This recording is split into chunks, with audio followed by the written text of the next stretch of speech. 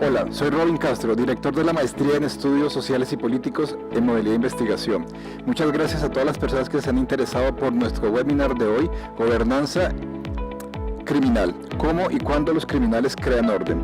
Hemos abierto este espacio para profesionales para que se actualicen en procesos sociopolíticos contemporáneos y también para que conozcan la alta calidad de los programas de las maestrías de la Universidad ICESI y de nuestro programa en particular. Nuestro webinar Gobernanza Criminal, cómo y cuándo los criminales crean orden, representa un tema relevante y de tendencia para todos, por lo cual nos acompaña el profesor Juan Albarracín, quien es actualmente el director del programa de Ciencia Política de la Universidad ICESI. Bienvenidos al webinar Gobernanza Criminal, cómo y cuándo los criminales crean orden. En los últimos años en América Latina el nivel de violencia criminal en algunos países ha escalado enormemente y la cantidad y las imágenes tan dramáticas que se han visto en países como México, El Salvador, Guatemala, Brasil e inclusive Colombia han llamado la atención del mundo y no solo de la opinión pública, pero también de muchísimos investigadores. Este altísimo nivel de violencia que en muchos casos sobrepasa lo que hemos visto en muchas guerras civiles en el mundo y sobre todo en este hemisferio, ha llevado a que muchísimos investigadores de diferentes campos de las ciencias sociales hayan buscado respuestas para estos altísimos niveles de violencia y tratar de entender cuáles son los factores que explican la violencia. En este transcurrir de ver todo este panorama y toda esta investigación desde diferentes ámbitos y aproximaciones metodológicas, hemos ido descubriendo cada vez más que la presencia misma de fuertes organizaciones criminales no necesariamente significa altísimos niveles de violencia criminal. Comúnmente hacemos esa relación entre presencia de fuertes grupos criminales con gran capacidad militar, gran capacidad organizacional, gran capacidad para retar al Estado con altísimo nivel de violencia. Pero resulta que en algunos casos vemos exactamente lo contrario, vemos que grupos criminales logran gobernar comunidades y al hacerlo generan reducen el nivel de violencia que se observa, o por lo menos los niveles de violencia, de algunos tipos de violencia como los homicidios o como los robos. Esta paradoja de ver grupos criminales que por definición están cometiendo actos ilícitos, pero que al tiempo están gobernando, creando reglas, y no solo creando reglas, sino generando la implementación de estas reglas y llevando a gobernar poblaciones, es una pregunta abierta que múltiples ciencias sociales como la antropología, la ciencia política, la sociología y la economía están investigando actualmente. Esta agenda de investigación, la gobernanza criminal, es una de las agendas de investigación más ricas y más actuales que tenemos en universidades desde Estados Unidos hasta el sur de este continente. ¿Y por qué y qué entendemos por gobernanza criminal? Se puede entender varias cosas. Primero, se puede pensar la gobernanza criminal como la forma como los diferentes grupos criminales logran regular sus propias actividades criminales. Es decir, para evitar competencia y violencia entre grupos criminales, se crean ciertas reglas que ordenan estas interacciones entre múltiples grupos criminales y reducen el nivel de violencia. Esa es una dimensión de la gobernanza criminal. Otra dimensión de la gobernanza criminal es cuando estos grupos criminales no solo regulan las actividades de los mercados ilícitos, pero también empiezan a gobernar personas y a gobernar comunidades. Es decir, empiezan a establecer reglas de comportamiento para las comunidades que están bajo su control. Por ejemplo, un grupo criminal puede establecer que en una comunidad no se pueden cometer otro tipo de actos ilícitos. Es decir, en una comunidad dominada por un grupo criminal, digamos, narcotraficante, puede decidir que en esa comunidad no se puede robar y que el robo u otros actos criminales se sancionarían con penas muy altas, incluyendo en algunos casos la muerte.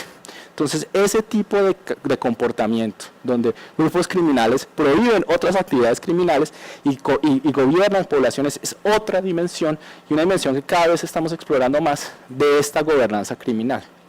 Y al hacer esto, ya pueden darse cuenta que al restringir el tipo de acciones que se pueden realizar dentro de una comunidad, el grupo criminal está, en algunos casos, limitando el uso de la violencia por parte de otros actores. Esta actividad por parte del grupo criminal esta actividad de restringir el uso de la violencia, es algo que normalmente asociamos con el Estado, como una actividad esencialmente estatal, el monopolio de la violencia o del uso legítimo de la violencia. Es muy interesante ver cómo este tipo de actividades empieza a ser realizada por otros actores no estatales.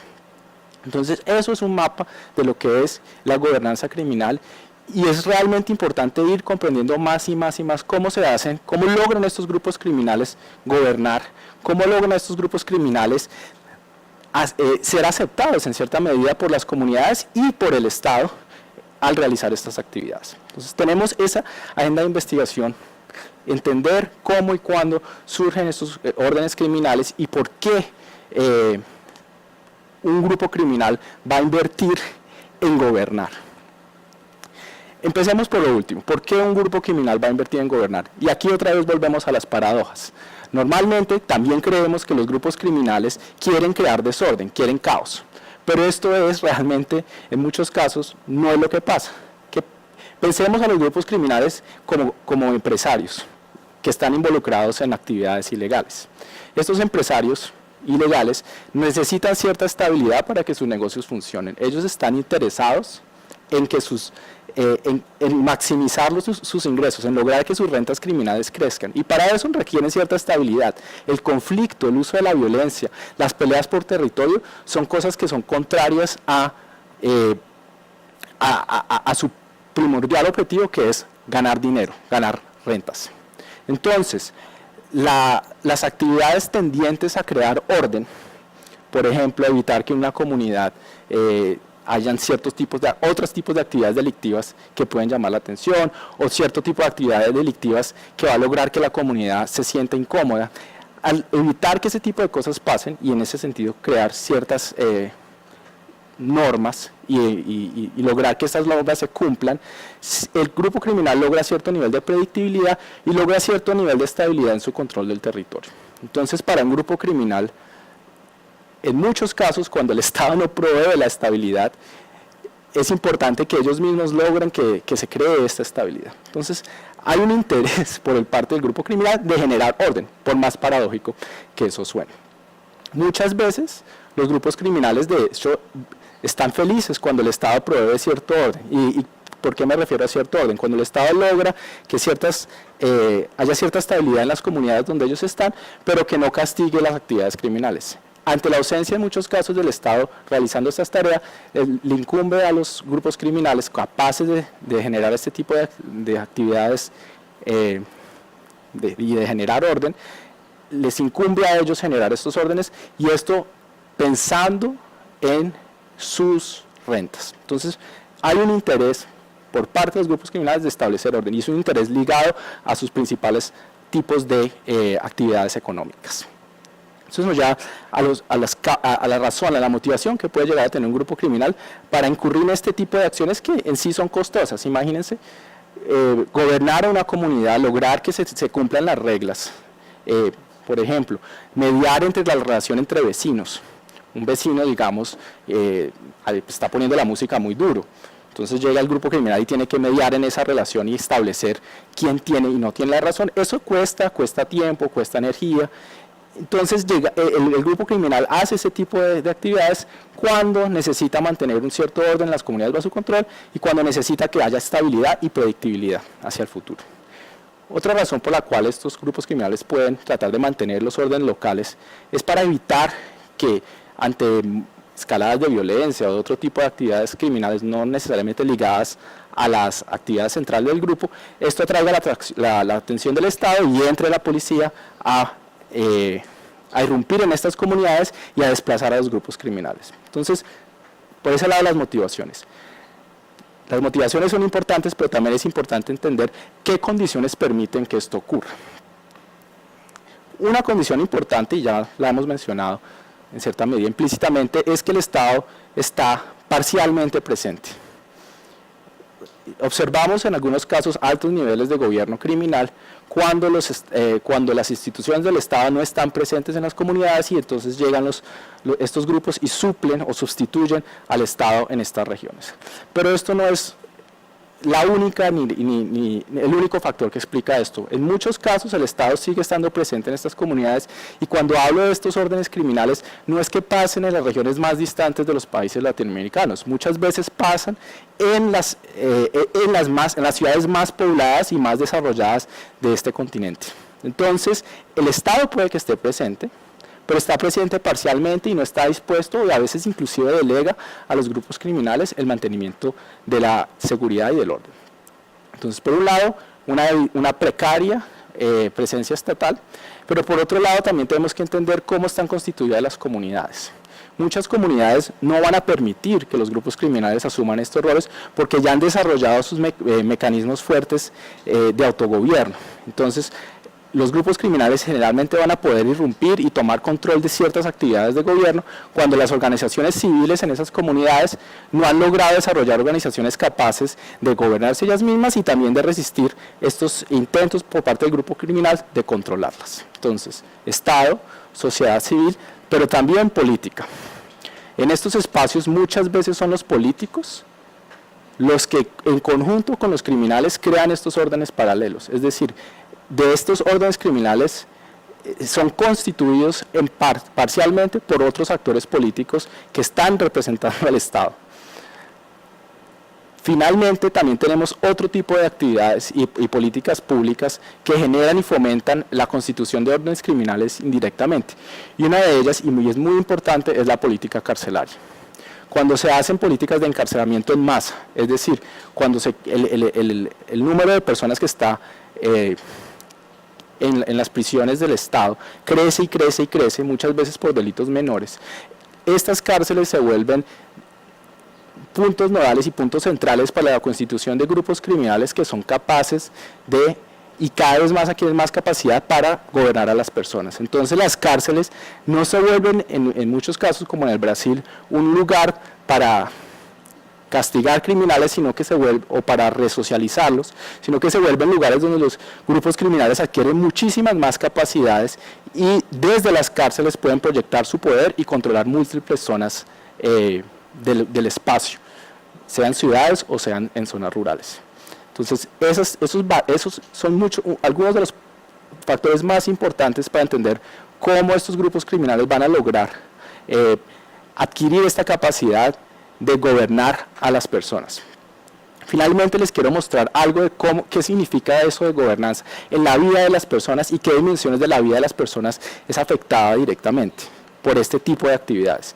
Yo creo que uno de los elementos cruciales es el día a día de las personas es afectado, por ejemplo, porque los grupos criminales limitan el movimiento de las personas entre áreas en una ciudad y deciden quién y cuándo puede entrar a ciertas áreas. Por otro lado, también, y esto llega a ser muy importante en comunidades que están olvidadas por el Estado, llegan a proveer servicios públicos fundamentales. Estos grupos criminales logran abrir parques en algunos casos, o ofrecer fiestas y otras actividades importantes para el desarrollo del tiempo libre de las personas, por ejemplo los niños, o por ejemplo proveen servicios de salud a las personas, por ejemplo acceso a puestos de salud y servicios odontológicos. Entonces estos grupos criminales le dan a las personas, sustituyen al Estado y le proveen ciertos recursos, pero al mismo tiempo controlan su vida en su día a día, pero fundamentalmente para las democracias contemporáneas en América Latina, en su comportamiento electoral. Muchos grupos criminales están involucrados en elecciones y al tener control sobre ciertos territorios pueden utilizar el control que tienen sobre esas poblaciones en algunos territorios para llevar a personas a apoyar los candidatos que están están aliados con estos grupos criminales. Y esta forma de apoyo y de motivación a los electores no se da de una forma, digamos, voluntaria. Estos grupos utilizan diferentes métodos coercitivos para llevar a las personas a votar por los candidatos elegidos por los grupos criminales. Entonces, la gobernanza criminal, si bien ha logrado reducir en algunas ciudades de América Latina los altísimos niveles de violencia homicida por ejemplo en la ciudad de São Paulo, han sido responsables en parte por estas disminuciones sustanciales de la violencia homicida, también ha tenido impactos negativos sobre las democracias contemporáneas latinoamericanas y sobre los derechos que tienen las personas para vivir plenamente su vida y su participación en la sociedad y en la política. Esperamos que haya sido de agrado para todos ustedes nuestro seminario virtual del día de hoy. Cualquier información que requieran puede conectarse a nuestra página web de maestrías y todas sus preguntas serán resueltas. Muchas gracias y esperamos contar con su participación en nuestro programa.